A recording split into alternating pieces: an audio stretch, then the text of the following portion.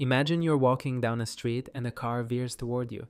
Before you can think, your body has already moved. Heart pounding, muscles tense, eyes wide. This is your nervous system, doing one of the oldest jobs in the human body. What we're talking about is the fight or flight response. You've probably heard the term. But what most people picture is a cartoon. Adrenaline kicks in, you either punch the threat or run from it. That's the surface. The real story is more interesting and more useful. Inside your body, fight or flight is the work of your sympathetic nervous system. It's one half of what's called your autonomic nervous system, the part that runs everything you don't have to think about. Your heart beating, your breath, your digestion. The other half is your parasympathetic nervous system, the rest and digest side. The thing about these two systems is they're meant to work in balance.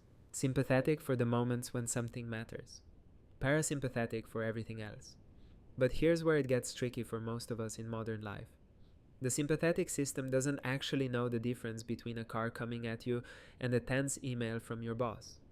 To it, threat is threat. The same chemicals get released. The same systems get activated.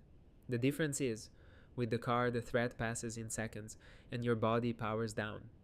With the email, the threat doesn't pass.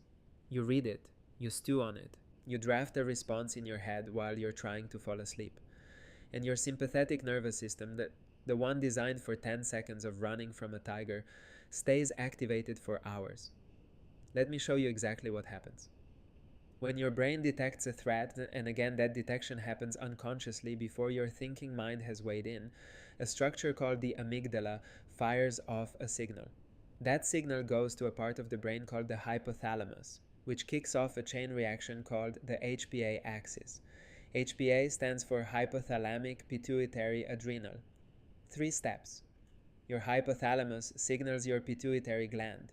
Your pituitary gland signals your adrenal glands, which sit just on top of your kidneys.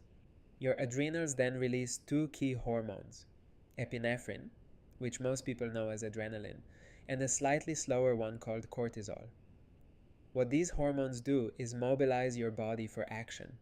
Adrenaline hits in seconds. It speeds up your heart, opens up the blood vessels in your muscles so they get more oxygen, dilates your pupils so you can see threats more clearly, and pulls blood away from your digestive system.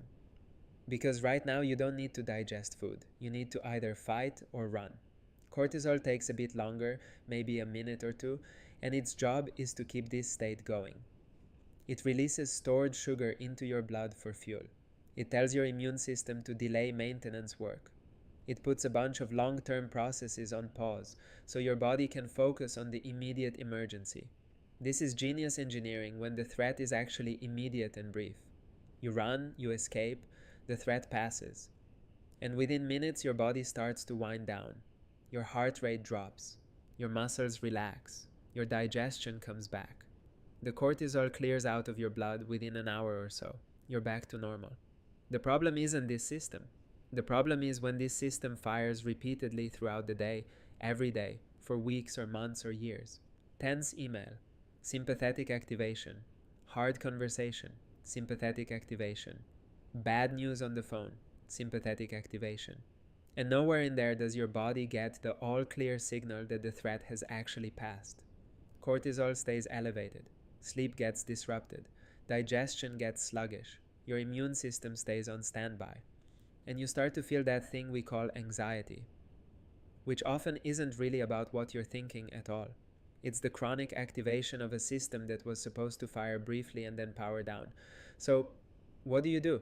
Here's the thing most people get wrong. They try to think their way out of it. They tell themselves not to worry. They reason with the feeling. And it doesn't work, because anxiety isn't living in your thoughts. It's living in your body. The mechanism that activated it is physical. The way out has to be physical too. The simplest, most reliable way to send the all-clear signal to your nervous system is through your breath, specifically through your exhale. When you exhale, your heart rate naturally slows down. This is called respiratory sinus arrhythmia, and it's actually a marker of healthy nervous system function. By deliberately extending your exhale, you're amplifying that natural slowdown and directly stimulating a nerve called the vagus nerve, which sends a signal up to your brain that the emergency is over. Try this with me right now. Breathe in through your nose for a count of 4. 1, 2, 3, 4. Now breathe out slowly through your mouth for a count of 8. 8 is twice as long as 4. That ratio is the key. 1, 2, 3, 4, 5, 6, 7, 8. 3 to 5 rounds of this, and you'll feel a physical shift. Not a thought shift, a physical one. Your shoulders drop, your jaw softens, your chest opens up. This is your sympathetic nervous system standing down, even just a little, in real time. It's not magic, it's mechanics. And once you know how to do it, you have a tool you can use anywhere.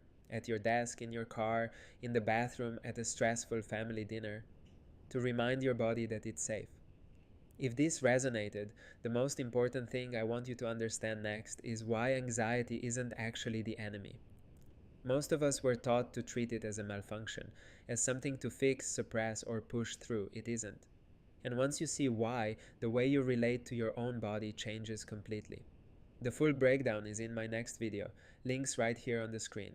Take a breath, take care of yourself, and I'll see you there.